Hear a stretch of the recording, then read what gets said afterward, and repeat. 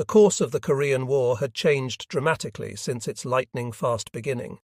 At the start, US forces, hopelessly outnumbered, outgunned and undertrained, had been driven back by the North Koreans into the tiniest corner of South Korea beyond the Noong River.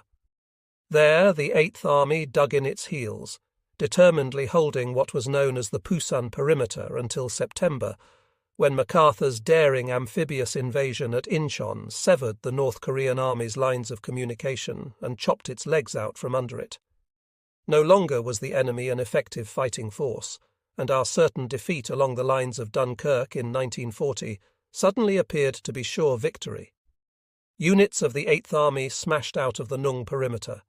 Spirits were high as we raced north beyond the 38th parallel, beyond the North Korean capital of Pyongyang, to within spitting distance of the Yalu River, the dividing line between North Korea and Manchuria.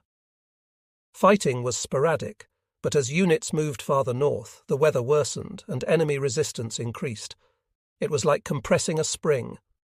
The night the Chinese came, I was in a foxhole in the center of my scout section's defensive position. The sector was densely covered with screw pines and scrub oaks. My foxhole buddy and I were sitting on the edges of our hole when we saw, and it was like right out of a cartoon, a row of the small trees moving toward us. We chopped them down along with the little men creeping along behind each one with hand grenades, but that was just the beginning. The next thing I saw was what I could only describe as a human wave of Chinese crashing over us. For the next 3 hours they came wall to wall. Many of them did not even have rifles, only long lances tipped with bayonets. Others were armed with US Thompson submachine guns or Russian drum-fed assault rifles. For the main part, they were poor shots with no understanding of basic infantry tactics, but what the Chinese lacked in proficiency, they made up for in numbers, and their presence heralded the start of the largest and most bitter retreat in US Army history. Upon my arrival in Korea, I'd been assigned to the 25th Recon Company as a replacement scout section leader. It was an Army mistake. My military occupational specialty, MOS, was infantry, not armoured recon, and it had upset me no end because 25th Recon guys were not eligible for the Combat Infantry Badge, CIB, regardless of how much infantry combat they saw. Add to that MacArthur's brilliant stroke at Incheon. The war had seemed over save for the victory parade, and I'd been sick that after all I'd gone through to get here, I'd missed the guts of the whole damn show. I hadn't wanted to end up in another occupation force, sergeant combat only in a new theatre. In my heart, I'd secretly wished the war would continue long enough to let me get involved in at least one good fight. My wish came true only too well. My first real firefight had occurred just before the Chinese came. On a dull, overcast day, the scout section had set up near a secondary road. We spotted a squad of North Korean soldiers, weapons at sling arms, coming out of the tree line. They were good-looking troops, but asleep at the switch. They didn't see us. It was amazing, the sense of power I'd felt, ultimate power, I suppose, just watching them come and holding that weapon in my hands. We let them get within about 30 yards before we cut loose. I dropped 4 guys point blank with my M1, each gone with a 6 o'clock sight picture in the chest, just like the good book said. I felt no guilt, few of us did. I'd been trained too well, and besides, the enemy had been utterly dehumanized throughout my training. They were simply Charlie, I thought, as the 4 enemy fell and a fierce firefight began. We had knocked off the point element of a much larger enemy force and stirred up a hornet's nest. Following the lead of a lot of the older veterans earlier in the day, I'd placed several clips of ammo on my rifle sling. I liked the look. It was kind of John Wayne-ish, and it seemed to make sense, a new clip only seconds away. But when I'd taken up my prone firing position, the sling had flopped on the rain-soaked ground. Now, as the firefight got going, I grabbed for a clip only to discover that it and the rest of them were clogged with mud. Bullets were flying and my brain stalled out. I vaguely remembered an old tale about how well the M1 worked under any battlefield condition. Quickly knocking off the bigger pieces of mud, I eased the clip into my rifle. I got 1 round off, the weapon jammed, and for the next few minutes I sat in the ditch field stripping, cleaning and reassembling the thing, while my first real combat went on without me. Our artillery fire took the starch out of the North Korean advance, and we were able to scoot ass with no friendly casualties other than Sergeant Combat's bruised pride. My first fight had been my screw-up. I didn't know until much later that you generally don't walk away from that one. A few days later, 5 of us had been on a reconnaissance patrol. It was a black night save for the US flares that hung eerily over the battlefield. Very quiet, but for the occasional whine of artillery fire and the odd burst of an automatic weapon. We had moved about a mile into enemy territory when we heard motors.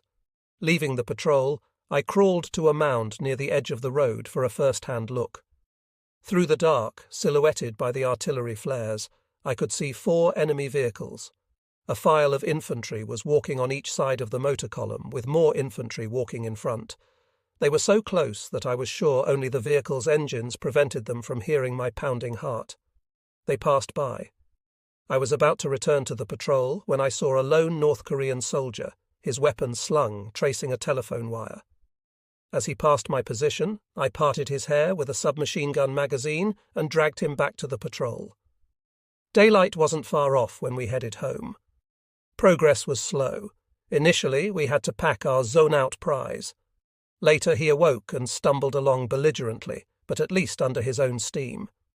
Just when we thought we had it made, we ran into a large enemy force moving down the road in formation. They were jabbering excitedly and dragging machine guns behind them on squeaky wheels. We were about 6 yards from the road. I lay on top of the prisoner, covered his mouth with my hand, and pressed my trench knife hard against his throat. I thought the cold steel would be enough to convince him to be good, but it wasn't. Old habits die hard. He started squirming around. My hand was muffling his cries to his comrades. When he tried to bite it, I had no choice. I slit his throat and lay there on top of him for what seemed like a bloody eternity until the road was clear and we could hot-foot it back to the US lines. I hadn't wanted to kill him. I would rather have captured the guy. A live prisoner is worth 1,000 dead home BRS. But I was probably as scared as he was, and in a millionth of a second I'd had to decide. And it was either him or my patrol. Killing that guy and one other incident probably hammered home most that Korea was not some training maneuver, that I was really in a war, boots and all.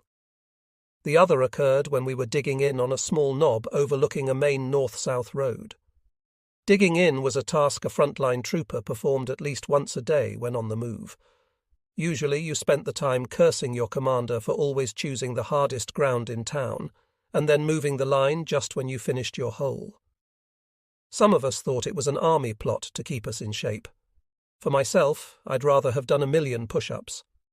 But on this particular occasion, we'd gotten some great dirt. It was soft and loose, a breeze to dig, and I was about 2 feet down in no time. Then my shovel hit something mushy. A few quick scrapes revealed olive-drab OD green material. A few more uncovered the decaying corpse of a man with bright red hair and a 24th Division patch on his mouldy fatigue jacket.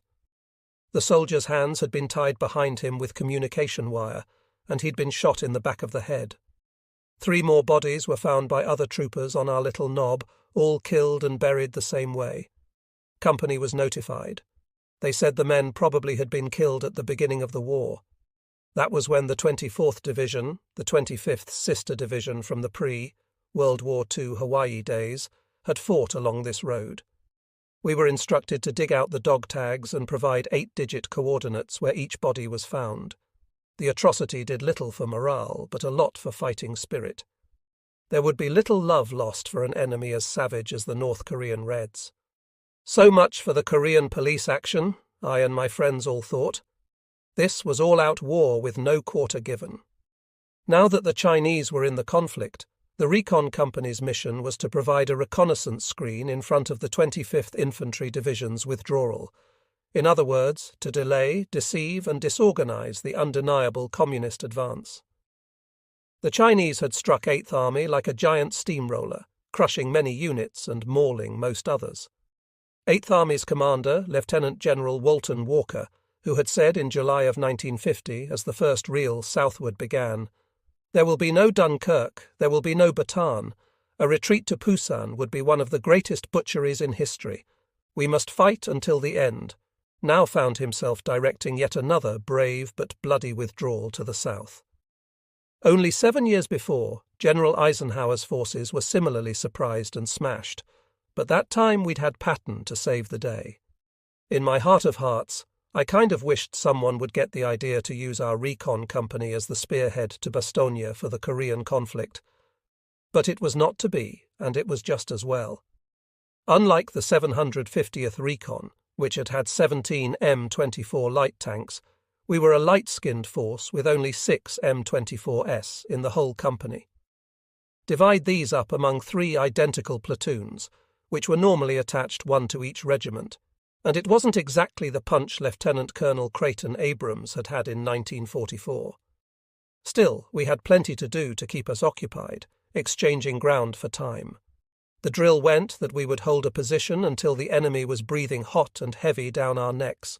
Then we would break contact and run like hell, leapfrogging through another recon platoon or a rifle unit that was set up behind us in the same way. It was a dangerous game with no room for error, and we found ourselves playing it day after day after day. They were strange dudes, the Chinese, seemingly with no sense of personal peril. It was not unusual to see them jump on a US tank holding grenades and then scramble around looking for some opening to toss them in.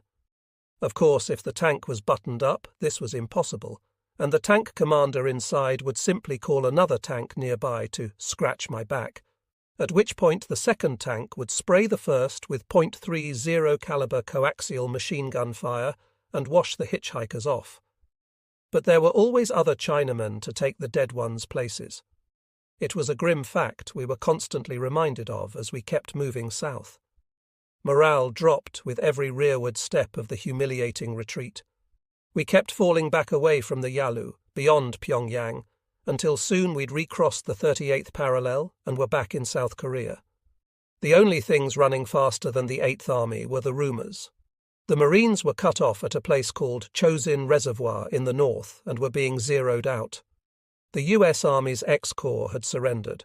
Boats were waiting at Busan Harbor to take us to Japan. Meanwhile, winter had arrived, but winter gear had not. MacArthur had said we'd be home before Christmas. I guess his supply people believed him because the Chinese had caught us with our pants down, and they were summer trousers. Feet and leather boots froze, gloves and mittens were as scarce as good-looking girls. Our field jackets were as thin and protective as page 1 of a newspaper. We were slowly freezing to death in the bitter below-zero weather, while the Chinese, like Genghis Khan's mighty hordes, marched on seemingly unstoppable. Food was in short supply. All spare time was spent scrounging. One of the most modern armies in the world became an army of days past, foraging and living off the land, kicked in walls of houses searching for rice. Each platoon was composed of 2 M24 tanks, a rifle squad, a scout section, and a mortar squad. Kimchi, fermented cabbage, a Korean staple, was hidden in false walls and secret caches. We cooked what we found in our steel pots. When nothing else was available, we would take the SE ration packets of sugar, powdered coffee, powdered milk, and chocolate we'd stored for days like squirrels in the pockets of our fatigues, mash it all together with snow in our helmets, and trick ourselves into believing it was ice cream. Trying to beat the elements became a war in itself. It was so bitterly cold you couldn't sleep. You had to keep moving, stomping feet and flexing fingers 24 hours a day. Those who didn't were saying goodbye to their hands and feet, and in some cases, their lives. Every day, a couple of men were evacuated because of frostbite, black toes and fingers to be cut off at the hospital. Grenades, knives, and ammo would freeze fast to the foxhole. Our weapons froze too. You'd have to kick the bolts of the M1s and Browning automatic rifles, bars, to get them back. We seldom had rifle patches to clean our weapons. Most of us cut little squares out of our shirts or trousers to do the best we could. Gun oil was a luxury usually beyond our reach. We lubricated our weapons with motor oil or the frozen lard of sea rations, and took to keeping them with us in our fart sacks at night. Staying alive became our only concern, and we did. Man is most adaptable. When we passed through the villages, if a house had lots of wood, doors, window frames, even the most beautiful hand-carved furniture, we'd burn it one piece at a time, finishing off the job by throwing a thermite grenade on the thatch roof and standing by until the whole structure was burned to the ground. Our orders were to destroy anything the enemy could use. Gladly, we thought to ourselves, and we could stay warm while we did it.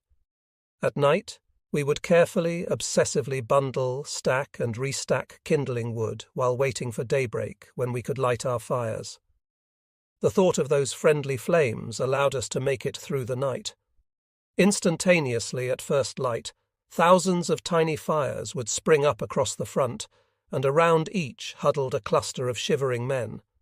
It was probably as bad in the Chinese camp, except at least the Chinese were prepared with winter gear, down trousers and jackets, long overcoats that blended in with the snow, and down mittens that we liberated and wore until our own supply people came through. It was a frigid, brutal, soul-destroying time. I knew then how the Germans must have felt during World War II, or how Napoleon's army must have suffered years before that, when each made their horrible winter retreat from Russia. By the time we reached Seoul, the South Korean capital, once a bustling city of millions, was virtually deserted, an empty grey tomb. Most of its inhabitants and those of the northern villages on its outskirts had left and headed south with the few possessions they could carry, clogging the roads with wall-to-wall human misery. On one occasion, American fighter planes must have concluded that the hordes of desperate civilians were Chinese columns moving south. P-51S strafed the refugees, and for at least a mile there were dead littered across the road. Retreating vehicles had to push the bodies out of the way. It was here that I realized it was only the guys on the ground who saw and understood the real horrors of war. To Air Force pilots, war is a remote thing. They make their kills from hundreds or thousands of feet in the air. Even the guys who fly on the deck do so in a flash, dropping their loads and flying away without seeing the results. The way homes and people are blown to smithereens or the effects of napalm. At night, they didn't have to listen as we did in the winter of 1950, to cries of civilian refugees begging to be let through American lines or see in the morning, when they were allowed to pass through, the dead they'd left behind, those who'd frozen to death in open rice paddies overnight. The pilot, when he finishes his day's work, flies back to his base, lands, goes to the club, has a big steak, and if he wants to forget the day's combat, he can drink himself into a stupor. The frontline fighter can't do that. He lives with death and the horror of the battlefield every day and every night. It's his cross to bear. We continued retreating. Grey bodies, the unforgettable smell of death, rats feasting on the dead and growing bolder by the day. This flotsam and jetsam of war led us through Seoul. Our unit's mission was to fight a rearguard action in the centre of the city. The scout section and rifle squad set up at a downtown intersection. We took over a bank, a drugstore, and 2 other corner buildings. For my command post, I used the bank manager's plush office, moving uptown, I thought, which was a welcome diversion from the cold and snow. The bank vault was locked tight. As the self-appointed new bank manager, I authorized the guys to open it with their 3.5 anti-tank bazooka. 2 rounds later, the door swung open as easily as an SE ration can in the hands of a hungry trooper. The vault contained thousands of dollars in small Korean notes. All the big stuff was gone. I told everyone to cash in. No withdrawal forms needed, I said, and they did. We had to laugh at the propaganda leaflets that the Chinese mortared down upon us from the hills they occupied on the high ground around Seoul. American capitalists running dogs of Wall Street, they accused. How right they are, I thought, as we stuffed pockets and packs and even made hobo sacks to carry our spoils of war. It was strange watching the Chinese brazenly looking down from those hills about 600 or 800 yards away. Our infantry weapons were out of range, preventing a little selective sniping, but we were able to put some effective fire on them with the M24's main gun and had great fun taking potshots with the turret's .50 caliber. The Chinese went to ground, and shy of a cheerless Christmas, we slipped out of sad, near-deserted Seoul. My section's newfound wealth was the first thing to be tossed on the side of the road. Bulky dollars meant little to worn-out troopers, and it had just been a game anyway. South of Seoul, we found ourselves caught in a friendly battle zone, a railway yard being blasted to kingdom come by demolition engineers and Air Force bombers. Railroad flat cars, complete with brand-new vehicles and tanks which would have been distributed to the front had it not collapsed, were being blown sky-high to keep them out of enemy hands. To us in the middle, the challenge of this army obstacle course was not only to avoid our own flying debris, but also the enemy incoming, which was pouring in throughout the operation. We came upon a number of freight cars with sealed doors. One of the guys pried one open to reveal an entire carload of PX supplies, soap, cigarettes, aftershave lotion, obviously goodies needed by our rear echelon comrades. Since they seldom found their way to the front, we decided to help ourselves. Someone drove a brand-new 3/4-ton truck off a nearby flat car, so we had a way to carry our loot. It fell about 4 feet and crashed to the ground, springs breaking, fenders collapsing, but it still ran. We loaded our spoils onto the truck, even as telephone poles uprooted by our explosives and large chunks of steel rained down around us. Then we jumped aboard ourselves and unasked the place, 8 recon men bouncing along in a truck right out of the Grapes of Wrath. We motored by a battalion of infantry hiking south down the road. "Hey, how you fixed for cigarettes?" we called. "An aqua velva, anyone?" As we threw all the troopers a little something. We ran out of goodies about the same time our mobile PX ran out of gas, and we reluctantly returned to the backs of our tanks with the rest of our platoon. We were young. Sometimes the war was great fun, like a game of cops and robbers or cowboys and Indians that you played as kids. The politics or purpose of the war was not our concern. We didn't understand or care about the big picture any more than we really understood the risks of combat, of being killed or going home without a leg. After a while, you stopped worrying if the next minute you were going to get it. Instead, you just prayed for a clean wound to get you out of there, $1 million wound to get you home.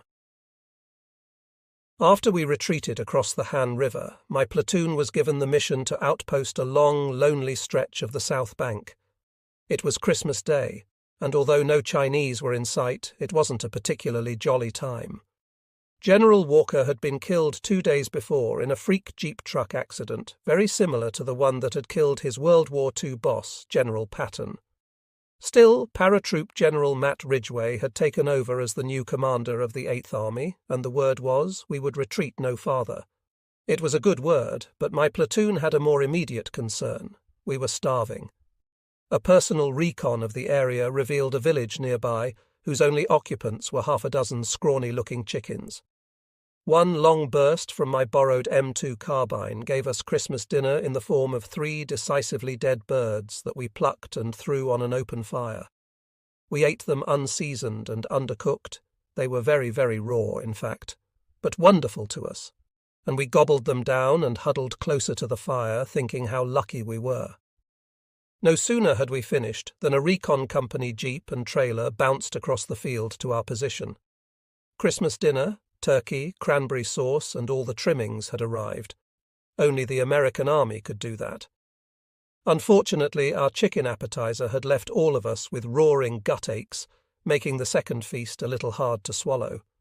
But we wolfed it down anyway, because it was good, because it was there, and because none of us knew if this meal would be the last.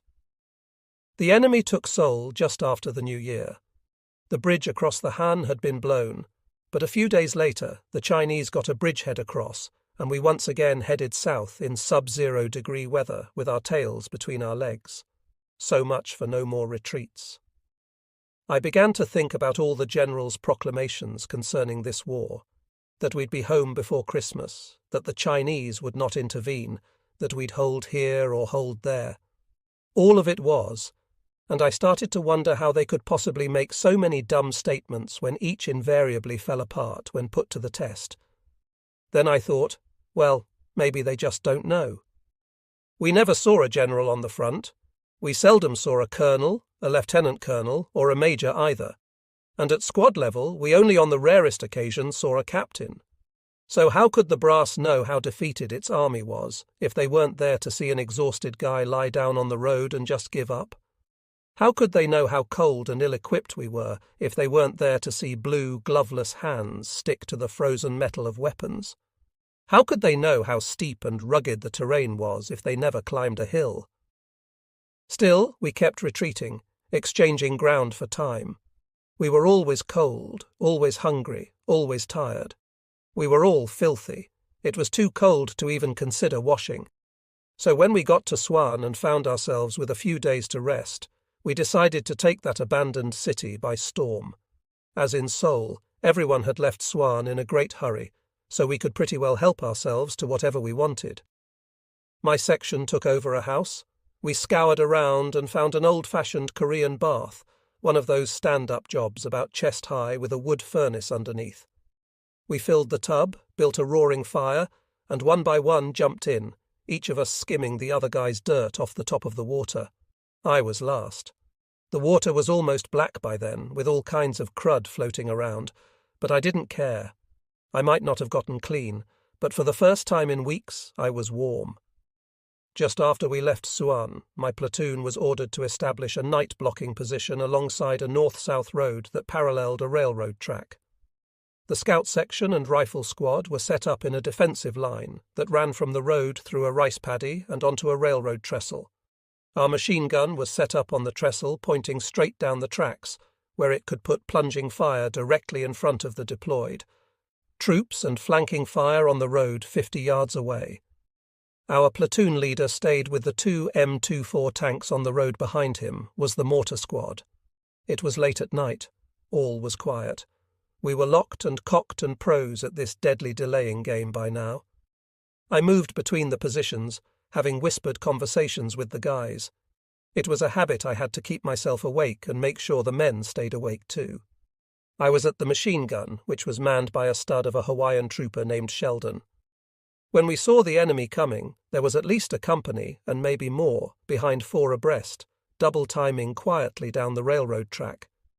When they were no more than 30 yards from the machine gun, Sheldon let loose a long burst that cut a wide swathe into their unsuspecting ranks.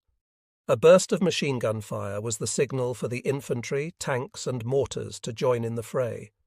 The scout section and rifle squad immediately poured fire into the enemy formation. The enemy panicked. They did not fire one round in return. Instead, they broke ranks and high-tailed it to the rice paddy, running right into the rifle squad's grazing fire. It was great to see. We were cleaning the clock of an enemy force at least 10 times our size, like young Rommel did, I thought, in 1914 when he ambushed and destroyed almost a complete British rifle company with a handful of soldiers simply by using initiative and surprise, 2 of the key elements in battle. The mortar was plopping in rounds of high explosives right on top of the confused Reds. Meanwhile, our tanks' main guns, which were loaded with anti-personnel grape shot, hadn't fired anything at all. A white star cluster flare popped and hovered over our positions. This was the signal to beat feet in retreat, and we didn't need a second invitation. We scrambled to waiting vehicles and moved quickly to and through the US lines. We'd taken no casualties, but I still couldn't understand why the tanks' guns hadn't fired. The enemy had been hurt badly, but not destroyed. If those guns had been employed, we'd have completely wiped them out. The sun was coming up as the platoon pulled into the abandoned Shonan schoolyard that served as the base for the recon company. I went over to our platoon sergeant and asked him why the tanks hadn't been used. He looked away and sort of bowed his head as if he was embarrassed, which was very strange behaviour for this rugged, highly decorated warrior. "Better see the lieutenant." "Young sergeant, why didn't the tanks fire?" I asked my regular army platoon leader moments later. "I didn't want to give our positions away," he replied. I couldn't believe it. "Give away your positions!" I cried. Sergeants didn't talk to officers like that, but I didn't care. We'd had the closest thing to a glorious victory that I'd seen since the Chinese stuck their noses into the goddamn war. and now this piss-weak lieutenant was just too yellow to do his job. I shouted and stormed back to my scout section in a rage. I grabbed my pack and my rifle. "I'm leaving this outfit right now," I told my platoon sergeant. "I'm not waiting for orders. I'm going AWOL. I came here to fight, not to play hide-and-seek. And where I come from, officers like you've got here would have been drummed right out of the officers' corps." With that, I headed for the road. Any man who's wild enough to go AWOL to fight is just the kind of man we want in our outfit, said Captain John Paul Vann when I stopped at his 8th Ranger camp, fresh from my breakout from the 25th Recon Company. The 8th Rangers was a great spirited unit, recently rebuilt after being decimated the night the Chinese entered the war. After I'd explained my situation, the whole outfit accepted me with open arms. The Rangers were elite troops, forerunners of the Special Forces Green Berets. Their mission was raids, long reconnaissance patrols, ambushes, and other special jobs that conventional troops were not trained to handle. Their history went back to Rogers Rangers before the Revolutionary War. During World War II, there had been 6 Ranger battalions whose brave and daring feats are unmatched to this day. Historically, such all-volunteer, specially trained units had been misused, tasked either with impossible missions for organizations their size or with PAL Guard combat duties well beneath their skill and ability. When I arrived at the 8th Ranger Camp, the unit was chasing guerrillas behind the main lines. Morale was high, and the guys were spoiling for a good fight. But during the time I was there, nothing much, to my way of thinking anyway, seemed to be happening. I was impatient to get into the thick of it, and as proud as I was to be a ranger, guerrilla hunting was not my idea of infantry combat. Little did I know then the starring roles that guerrilla hunting and Ranger Company John Paul Vann would have later in my life. Besides, the word was that the 8th Rangers was going to be broken up soon, and something in me said to move on. So I did, until I saw a sign by the road that proclaimed Wolfhound White Rear. Well, if that's not a guarantee for a good fight, I don't know what is, I thought, and hightailed it to the battalion CP. The 27th Infantry Wolfhound Regiment was a colourful unit itself. The outfit had gotten its name during its stint fighting communists in Siberia during the Russian Revolution. In Korea, the Wolfhounds were known as the Fire Brigade, because whenever there was trouble, they were sent in to save the day. They weren't a special unit, just a group of guys who thought they were good, so they were good. I'd seen members of the outfit regularly over the last months whenever the 25th Recon had been sent to their portion of the divisional front, and I'd always been knocked out because these guys acted more like pirates on the high seas than as a regular army regiment. To begin with, the Wolfhounds wore their regimental crest on their fatigues like the Medal of Honor. Their spirit was just incredible. They were also totally non-military in terms of what I was accustomed to. They seldom wore steel pots. They modified their gear to make it more functional and simply got rid of things that weighed them down unnecessarily. The long wooden handle of the entrenching tool, for example, was cut off so it wouldn't rub against your leg. Packs were thrown away, and you carried a tramp's roll, which was quickly grounded when you got into a fight. Bars were stripped of bipods and carrying handles, and scabbards were tossed with the bayonet living permanently at the end of the rifle. Grenades were carried in canteen covers. You could fit in 5.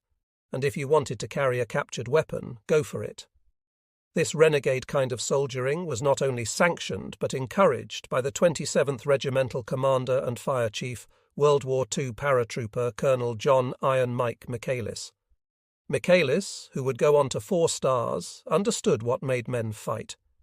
He was known for morale-boosting slogans like, "You're lean, you're mean, you're rough, you're tough, you're professional killers," and pre-battle pep talks like, "You're not here to die for your country, you're here to make those so-and-so die for theirs."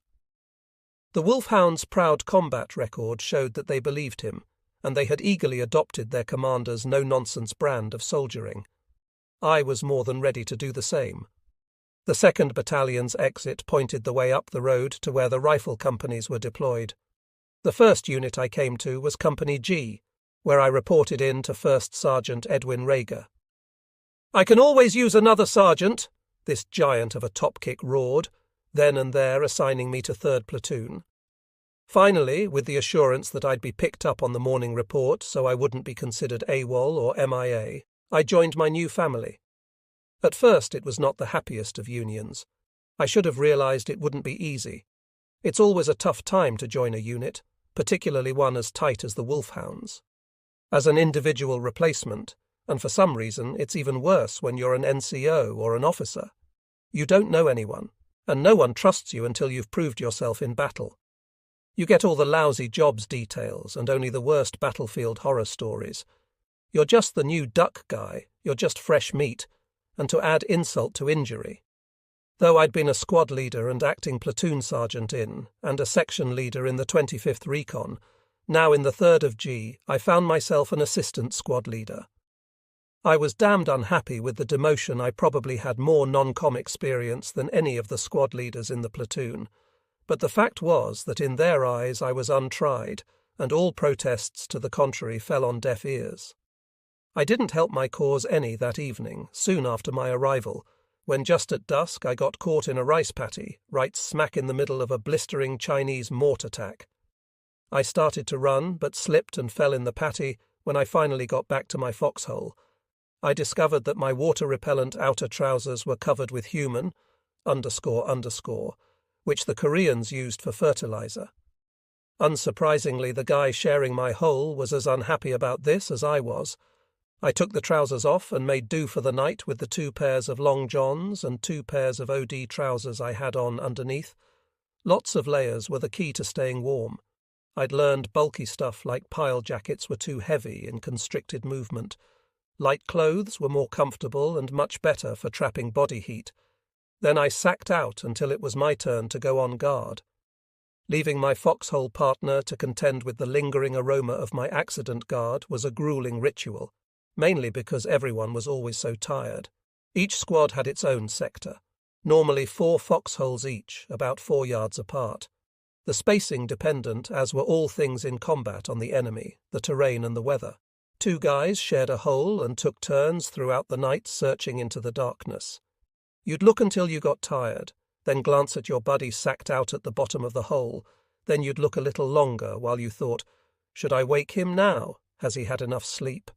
Few guys had watches. To own a watch in an infantry squad during that first Korean winter was a luxury beyond imagination. So you spelled each other based on the honor system, and you only asked for relief when it was impossible to keep your eyes open any longer.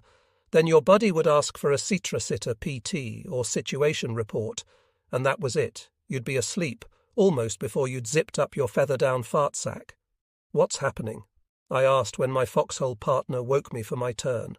Not a thing, he replied, and was out like a light, still inside my sack. I sat in the darkness on the edge of the hole, got my eyeballs unglued, and tried to remember where I was. I was fantasizing about smoking a cigarette, drinking a hot cup of coffee, eating a charcoal black rare steak bite by Delicious Bite, and getting a squat of my own, when to my amazement, I saw a man lying prone to my immediate left rear. I woke up my buddy. There's a goddamn Chinese almost on top of us.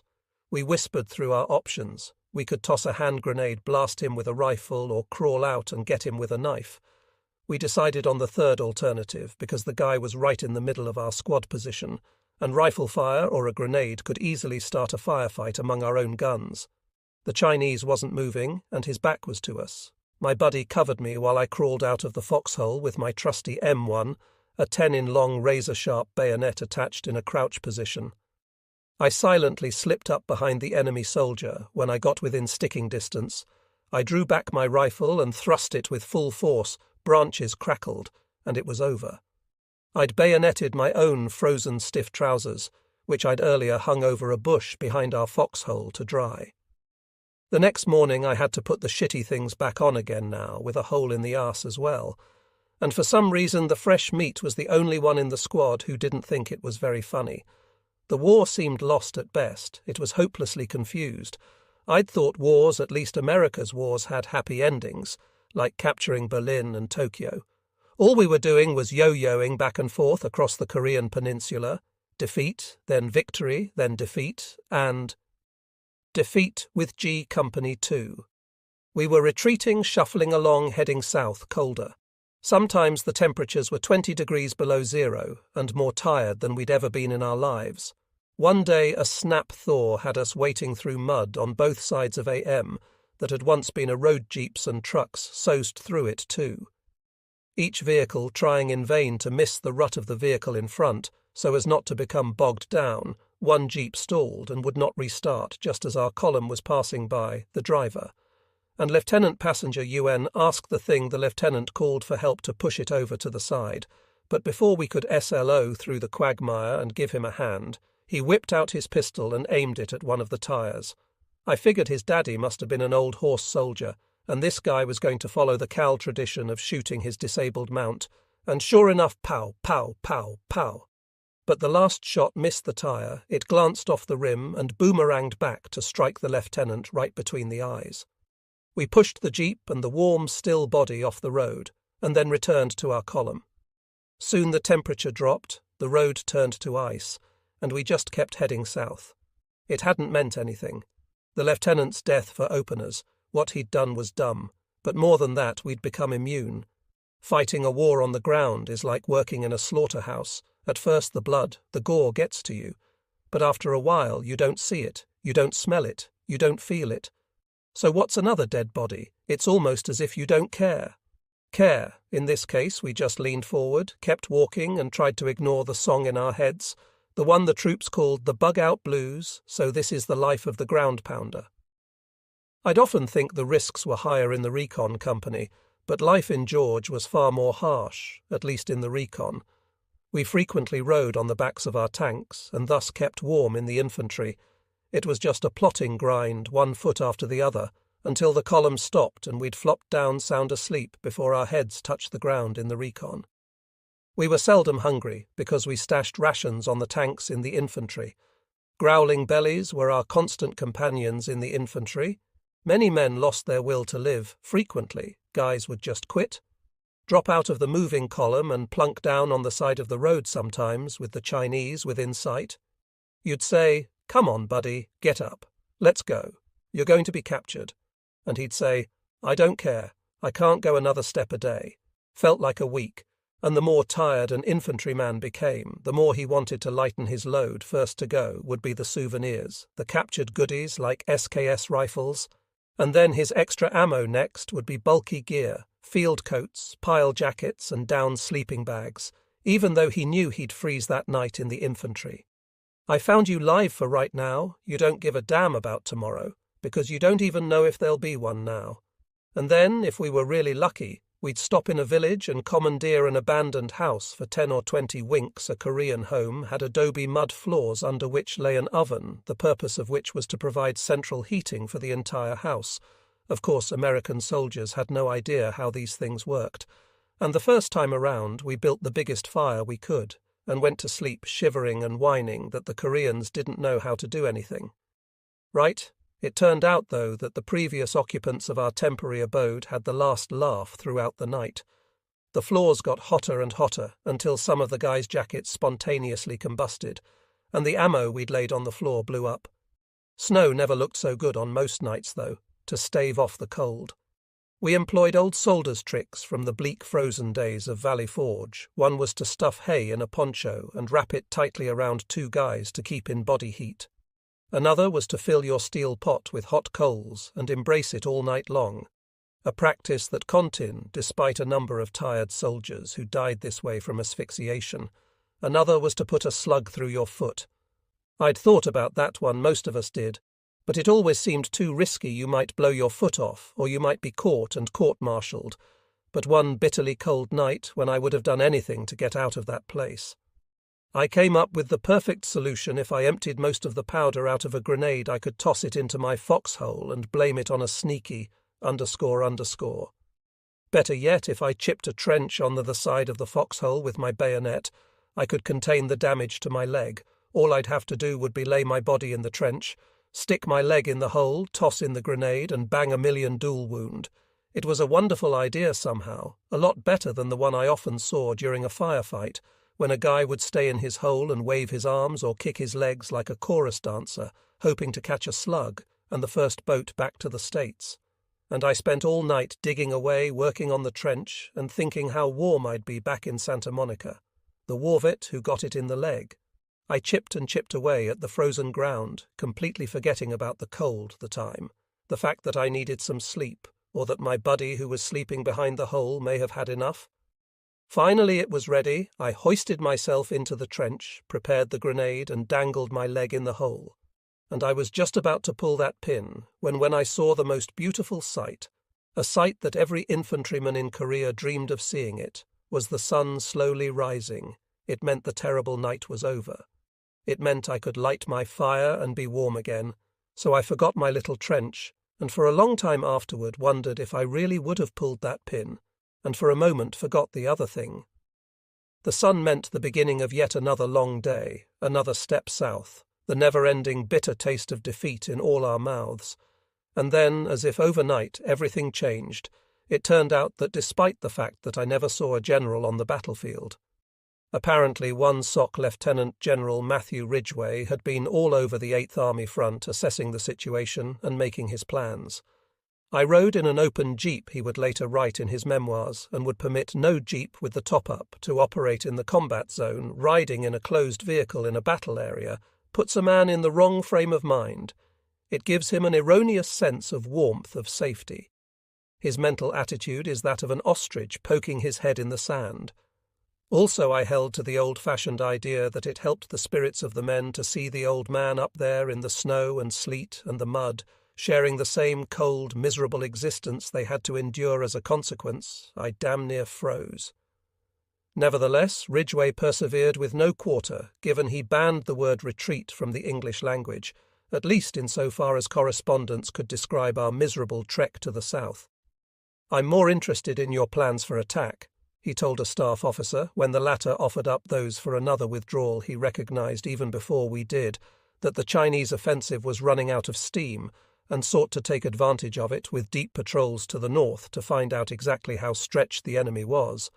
Operation Wolfhound was the first of these, and the fire brigade under the command of Colonel Mickis, one of General Ridgway's.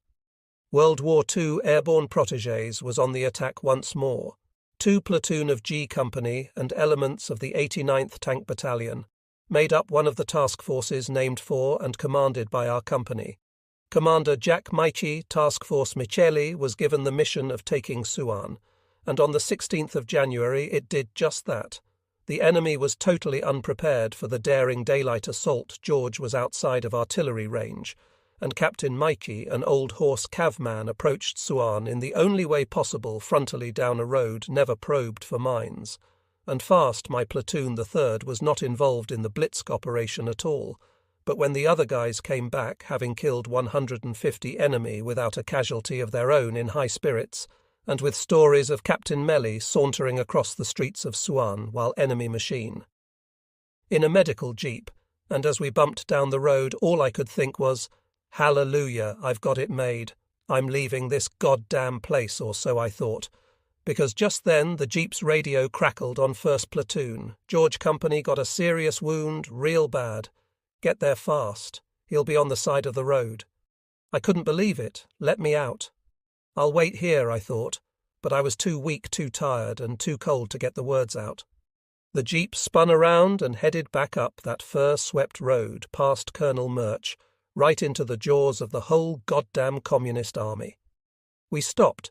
The medics calmly sauntered out to pick up the other casualty they took all the time in the world, or so it seemed. While the enemy used the large red cross markings on the jeep for target practice, the jeep's canvas sides were being ventilated.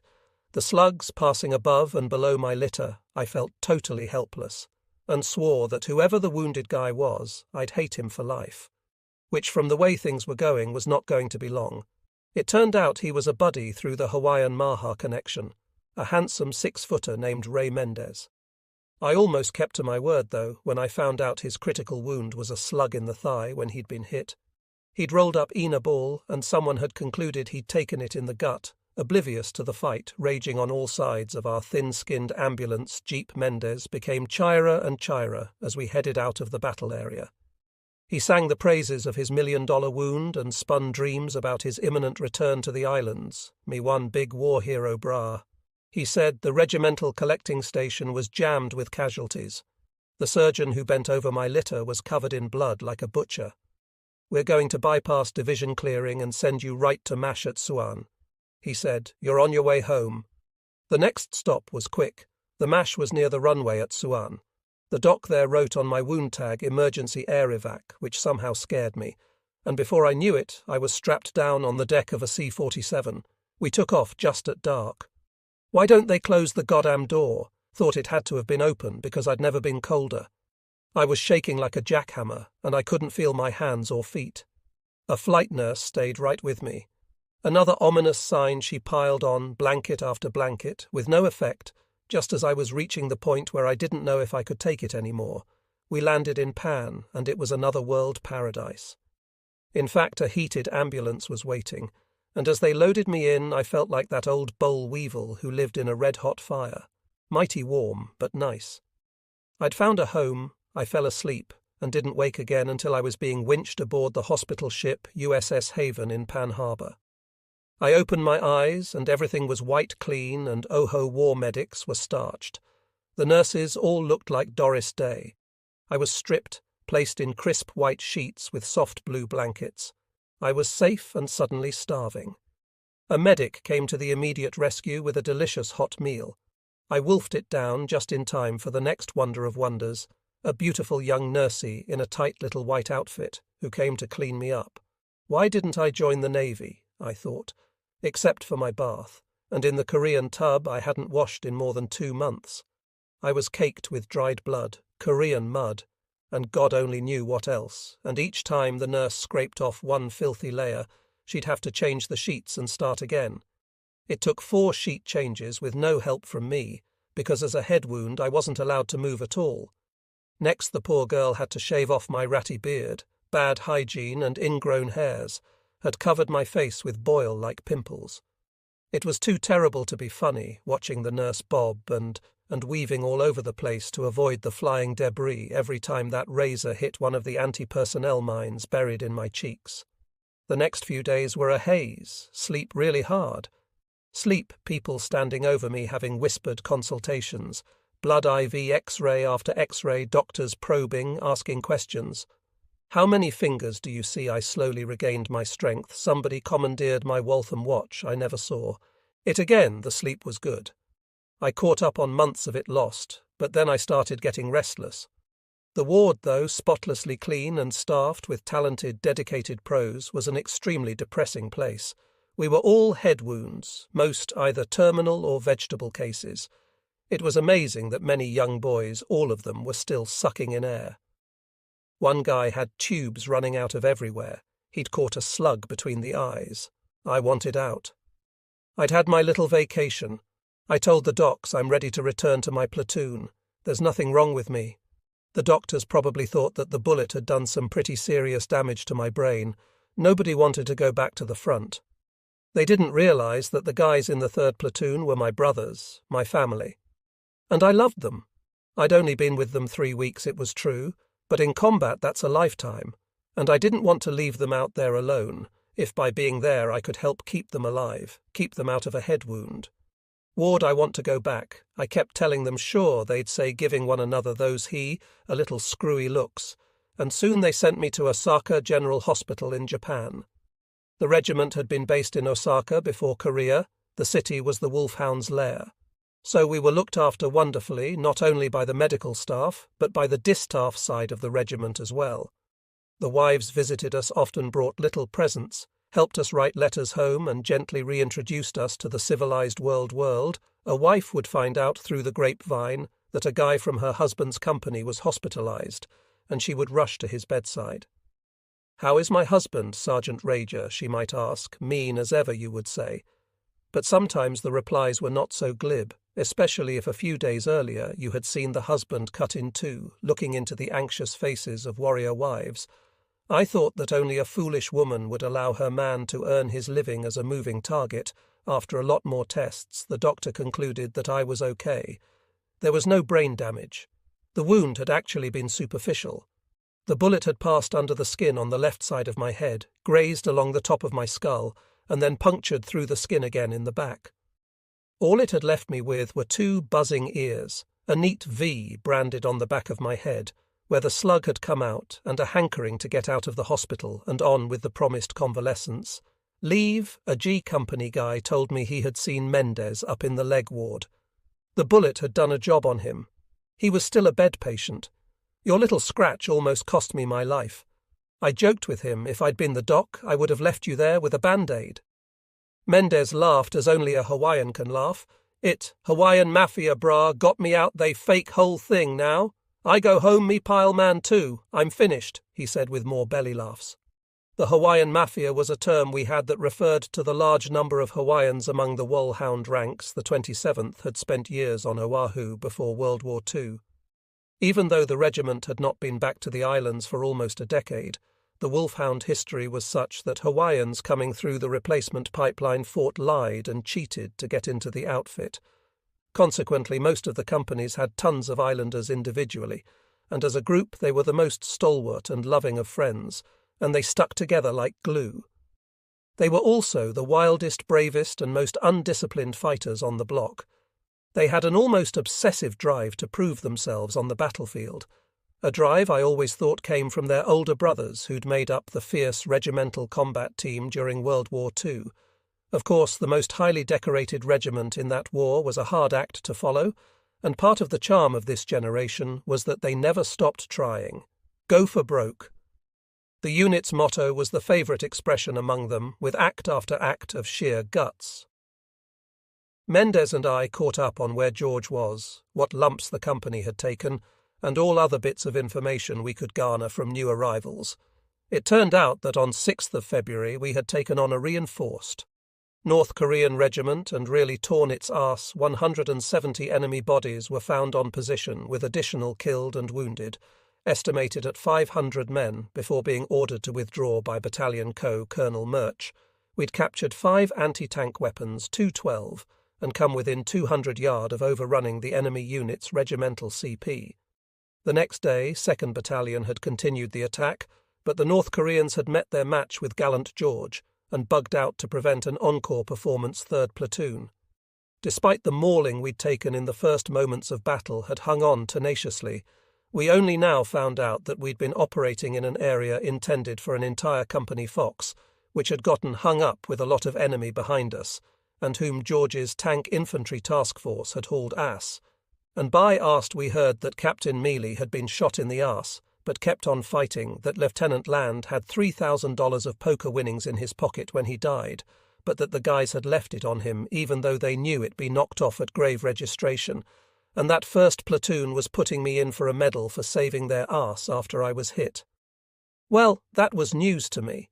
I hadn't done anything of the sort, or if I did, I didn't, nor would I ever remember it still, word of this. And the rest of the stuff that happened on 6th of February started flashing around Osaka General, though all of it exaggerated to hell in back, and suddenly I found I was big man in the hospital. An ardent admirer came in the shape of an army nurse. Her shape, to be exact, was that of a tackle for the Rams, and she would look at me adoringly as she gave me my shots. I was getting penicillin every 4 hours in the ass to this nurse's credit. She was so magic with that dreaded needle that I seldom felt a thing, but I was into cheerleaders, not tackles, and the unhappy day came when she started suggesting that we take leave together. At first I tried the soft line love too, but sergeants can't socialise with officers. This tack got me nowhere. If anything, it increased her passion for a little hard scrimmage at some idyllic Japanese hideaway. Finally, I had no other recourse but to lay it on the line. There are only 2 things in life that interest me. I blurted out one is sex and the other is adventure, and you don't offer either. I was too young to know about the woman scorned bit, but until I escaped a week later, she managed to find needles with square points which she drilled into my aching cheeks with a vengeance. On the first day of leave, I met a lovely Japanese girl. She was probably a pro. Some were, some weren't, but it didn't matter. At the end of your leave, you always gave your little girl say whatever money you had left anyway. She'd made you forget the war for a while, and that was worth something. So maybe she wasn't a pro in any event. She was gentle and kind and fun, and we had a glorious roaring 2-week party together, and that was all you wanted on leave, convalescence or other, to live as high as you could. which meant good food, good women, lots of booze, and staying blasted all the time to spend all your money and have a lot of fun, and try not to count the days before you had to go back, the Han had been crossed and Seoul retaken. George Company was once again north of the city. When I returned to my unit in mid-March, the company was tired. It had seen continuous hard combat since I'd been evacuated, but it had done a great job throughout and was even in for a presidential unit citation for the action on 6th of February. I took over my old squad. Things hadn't changed that much. Every day was still a grind with one steep hill following the next. But there was one big difference now. It was the enemy who were on the run. The yo-yo was headed back up the peninsula. Our spirits were higher than ever before, like Montgomery at El Alamein, who'd given the Allied forces their first victory in 3 years of war and heralded the turning point of World War II. Ridgway had completely turned his defeated army around. It was undoubtedly the most significant leadership achievement in modern military history. We were miraculously well equipped with winter gear. And weapons. The supply system was belching out all kinds of good things. TAC air and outgoing artillery were plentiful. No matter how hard the enemy fought, they couldn't hold us back. We had 2 bars per squad, and 2, the Browning automatic rifle was the best infantry weapon in Korea. Rugged and reliable, it seldom jammed, and a good gunner could mow the grass with its blistering and sustained rate of fire. Light machine guns in the platoon. We had cold weather, shoe packs too, and hot chow at least once a day. All things considered. We couldn't have asked for much more, and it really wasn't until the 30th of March when Company G was tasked to seize and hold a high, craggy hill designated Objective Logan that the good times seemed to come to a screeching halt. Korea was a dog of a place to fight because you weren't just fighting Chinese and North Koreans. You also fought the hills themselves. Most were steep and razor-backed, many were solid rock, which meant an attacking force had to contend not only with enemy fire raining down from above, but also with rock fragments as bad news as the flying steel objective. Logan was one rocky hill. It resembled the top of the Rock of Jalta, and was so steep that only one platoon could attack on the company front at a time, after the lead platoon secured a ridge line about 500 yards from the objective and established a base of fire 3rd platoon, originally tasked as the reserve element passed through and became the assault force. We moved along a ridge concealed by low-lying clouds, but as the sky opened up, so did the enemy with howitzers and mortars and wall-to-wall automatic weapons fire. We had casualties from the first shot, including our new medic, a black sergeant named Brown, who took a slug just below the heart while pulling a wounded kid to safety. We were pinned down and would have remained so forever.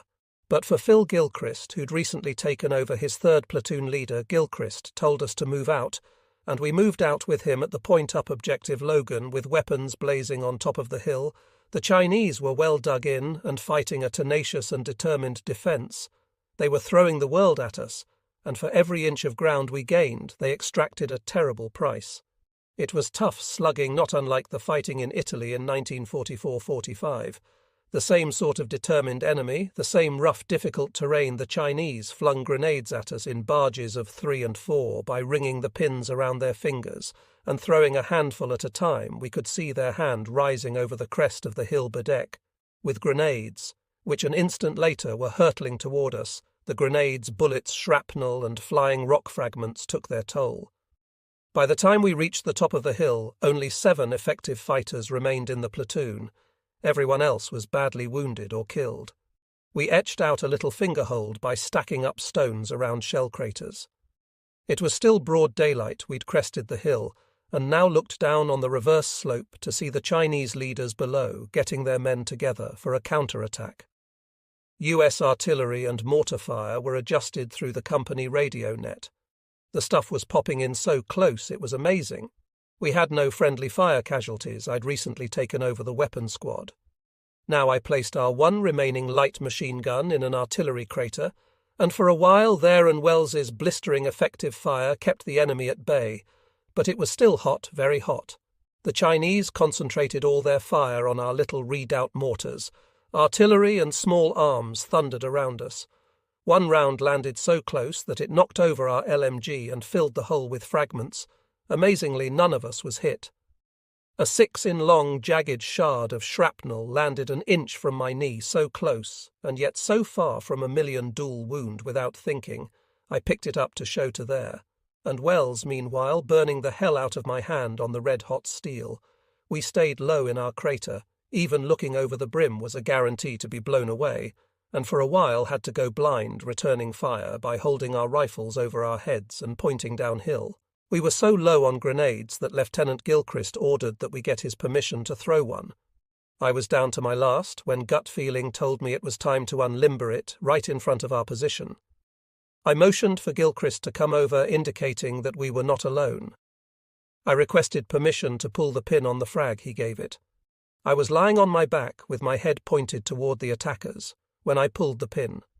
I spent a lazy second or so setting the grenade on the crater's edge, which didn't make Gilchrist, still lying beside me, too happy. Then I gave it a little flick with my fingers. It slowly tumbled down and exploded. Bam! The hole shook, debris rained down, and then the air was filled with gently floating feathers. A down-jacketed, __, had gotten what he was going to give us, except gut feeling had told me to get there first. We were quickly running out of ammo. They had no more than a belt and a half for the machine gun, and our rifles were down to a couple of M1 clips. Strict fire discipline became the rule. We couldn't afford to waste one round. We policed up a case of Chinese potato masher grenades. They were probably World War I German Army vintage and about as effective as cherry bombs, but they made a lot of noise, and at least they were something funny. How a few hours before we'd been a rifle platoon loaded for bear, and now we were on our arse hurling firecrackers and not making a dent as we broke up the last belt of LMG ammo and distributed it for the M1S and bars. Gilchrist told us a squad from Sergeant Reeves's 2nd platoon had volunteered to join us on the hill. What a great sight it was, moments later, to see their lead element coming up behind us. "Hello, bruh," said their point man Order, as his buddies ran past, tossing us banders of M1 ammo grenades and several boxes of machine gun ammunition. "Big fight here." "Huh?" James Aguda was one of my friends from the Hawaiian Mafia. He'd just returned to his platoon a few days before, after having been wounded during a previous operation. When I'd first seen him after he'd gotten back, I'd noticed he was not wearing shoe packs. Get rid of those leather boots. I told him, "You Hawaiian Buddha heads have enough trouble with the cold, no sense asking for frostbite." I'd given him a pretty hard time intentionally, because I was trying to find out how much his wound had affected him. Sometimes a man would come back from the hospital and say, "Yeah, SGE, I'm cool, only a scratch." And the next thing you knew, he'd crack up, but Order had taken everything I dished out, and finally I'd said, "Okay, fine, but you better get yourself some shoe packs." Order had just shrugged and said, "I'm not going to be around here long enough to need them." I dismissed the comment. Such fatalistic statements were par for the course. Especially before a big fight, I hadn't thought any more about it. Nor did I now on the hill. All I thought was that help had arrived, more ammo, more rifles, the staying power we needed to hold our objective. Now we just needed a little time. Order, casually sauntering past with his bar, gave us that the crazy bastard stood up. He didn't go prone like the rest of us. He just walked to the forward slope and started mowing down the attacking Chinese ranks like John Wayne in the sands of Iwo Jima. His bar was singing as he fired magazine after magazine, and the whole time he was screaming to the Chinese, "Come on, you dumbasses, come and get me." I yelled, "Get down, for Christ's sake, Order, get down." But he just kept firing and reloading, firing and reloading. The perfect killing machine slugs were snapping all around him. I knew he was going to be killed. Then I could see he was getting it. I could see it in the leg, in the arm, then 2 more in the legs. But he just kept shooting and screaming, and I kept ing for him to get down. Finally, he took one in the chest. It spun him around, and he dropped Kia AA's action. And similar actions from the other brave volunteers of 2nd Platoon turned the tide of the fight. They bought us time at perhaps the most critical phase of the battle time, in which the men of IST and 4th Platoon could get into position and start putting down the effective fire that broke the back of the Chinese counterattack. But the strange thing about Arda was that he really had known he was going to be killed. It wasn't just his shoepack comment after the battle. A poem he'd written was found among his personal possessions, predicting he would die in battle on a cold, wind-swept hill. I guess he knew his number was about to come up, and he just decided to go out fighting. The Chinese had broken off their attack, and we had time to consolidate our defences and evacuate our casualties. An ad hoc platoon aid station had been set up in a rocky outcrop near the crest of the hill. At one point in the battle, it had been crammed with 42 casualties, all of whom were cared for by an amazing infantryman who, armed with knowledge gleaned from a YMCA first aid course, had taken Sergeant Brown's aid bag at gunpoint when the severely wounded medic insisted he could still do his job. We couldn't dig the hill was solid rock, so we modified Chinese bunkers, stacked rocks in front of our fighting positions, and hunkered down as best we could. The position was still hot with plenty of incoming mortar, and small arms fired our platoon, which was now less than a squad. Drew most of it, their machine gun had been the focal point of the complete battle so far, and we still occupied the high ground in the company centre. I was looking for a better machine gun position when the enemy launched another attack. I hopped into the nearest hole, a large Chinese foxhole that had probably been a platoon CP. Now its sole occupant was one dead curled up in the bottom. I lay there with him, and whenever there was a lull in the firing, I'd pop up, fire 8 rounds and go back down to reload and wait until I could jump up again. It was kind of like playing human Jack-in-the-Box, and during one of these routines I caught a slug. Oh, I thought not again, not in the head. My helmet, which I had on backwards, was ripped off my head, and I was propelled to the bottom of the hole if someone took a baseball bat and swung it at you at your arm, your leg, or your head with all his might. That's what getting hit with a bullet feels like, bam, and then you don't feel anything for about 20 or 30 minutes because of the trauma caused by the speed of the projectile. Only after about half an hour does it really begin to hurt. So when I got it this time, all I knew was it felt just as it had on 6th of February. My head was spinning. I slowly reached up and touched my forehead and then looked at my hand. No blood. I found my steel putt. It looked as if it had been neatly parted with an axe. The bullet had struck the helmet between the bottom lip of the steel and the liner, but because the back of a steel pot is reasonably oblique, the bullet had skipped along between the liner and the steel before coming out the top. If I hadn't been wearing the thing backwards, a habit I'd picked up from my dear friend in the weapons squad machine gunner Jerry Boyd, I would have been as dead as the Chinese who was sharing my hole. The incident took the fire out of me for a bit, ears ringing, and in a daze I was stuck in the hole and didn't know how long I'd be there. I decided to get to know my Chinese companion a little better. I looked through his pockets and found a wallet full of Chinese money and some pictures of his family. The pictures stung me inside. This dead Chinese had been a real person. I didn't want him in my hole anymore. I rolled his body up the side with my feet. I got him to the top and was about to tip him out when a Chinese machine gun hosed him down and blew off his head. This scared the hell out of me, and I dropped him. Now I was sharing my hole with a headless whom I liked less with every passing second. It took a dozen tries before I finally rolled him out. Dusk brought a lull to the fighting, but it brought nothing else. No food, no water, no resupply of ammo. The word was that the Korean Chogi Party, our human resupply train, had gotten lost. We were so thirsty all we wanted was water. We'd been in constant hot contact for hours, using up a lot of adrenaline, generating a lot of fear, and fear drives you out. One of the guys found a knocked-out Chinese water-cooled heavy machine gun. We drained the stagnant, filthy water into a steel pot and filtered it through a piece of dirty cloth. It was still oily when we drank it, but to us it tasted beautiful, like a nice cold beer on a stinking hot day. When you're fighting, you're scared, and it's such an all-pervasive sort of fear that you can't even pinpoint what the feeling is. It's a gnawing, a churning in the gut. You become so afraid that it's as if you're not afraid at all, and that's what bravery is. It's not fearlessness. It's the ability to get off your ass and charge. Even when your mouth is dry, your gut is tight, and your brain is screaming, "Stay down." But even the bravest of men have a breaking point, and on Objective Logan, a couple of good men reached theirs. One was one of our best NCOs. He'd been a great fighter and a fearless leader at the Pan perimeter. In the bleak early days of the war, he'd taken a newly issued 3.5 bazooka and destroyed 3 T-34 tanks single-handedly. So he was not a coward, nor, I discovered, were most men who lost their nerve on the battlefield. Over time I concluded that a man is like a bottle on the battlefield. Fear is what fills him up and fuels him to perform. But some bottles are smaller than others when a guy becomes unglued during a firefight. It's just that his bottle is filled up and overflowed. It's time for him to get away and let the fear drain out. But even when it does, there is a catch. From that moment on, the man is like a spent cartridge, and no amount of gunpowder will ever make him a real fighter again.